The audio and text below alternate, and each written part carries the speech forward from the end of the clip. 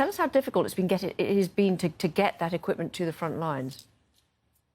So we've been raising funds and procuring protective equipment for the defenders of Ukraine. As we know, there's a very large territorial defense organization that was created shortly before the war broke, and there are over 200,000 volunteer defenders, those people that have stayed behind to fight for their families, for their homes, for their villages.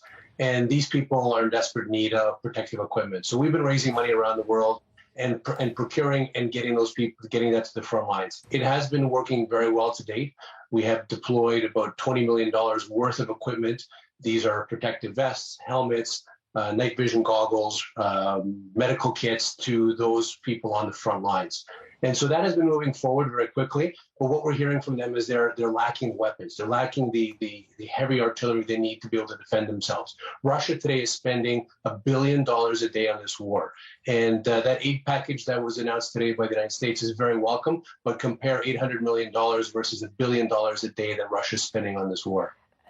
I mean, the momentum at the moment also seems to be on the face of it in Russia's favour. They seem to be closing in on Mariupol, and they have also taken 42 villages on Thursday alone in the east. How difficult will it be for Ukraine to resist this increase in pressure now that Russia has concentrated its effort in the east?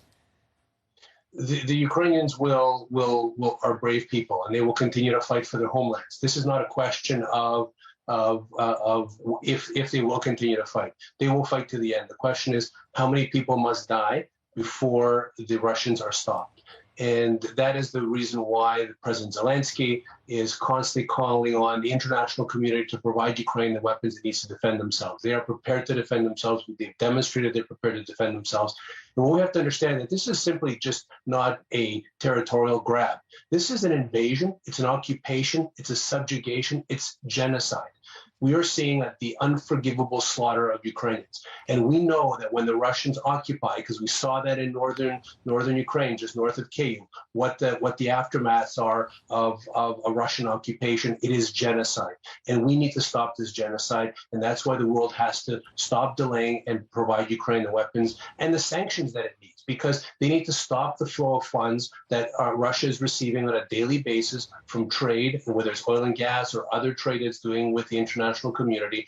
They need to stop that in order for Russia not to be able to continue to fund this war. I mean, clearly Russia would dispute the genocide claims. They've denied those claims. In the meantime, though, what further actions do you want to see, aside from the military aid that's coming in from the international community, that might help to bring this war to a close?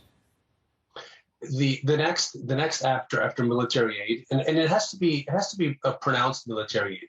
There's still been a throttling or tethering of a lot of the types of equipment that Ukraine has been asking for: fighter jets, tanks, weapons that they need to really stop this Russian onslaught. But in addition to that, we need sanctions. We need to stop paying for Russia's war and occupation of Ukraine. We need to boycott. We need to embargo oil and gas. We need to close all ports and border crossings to Russian goods.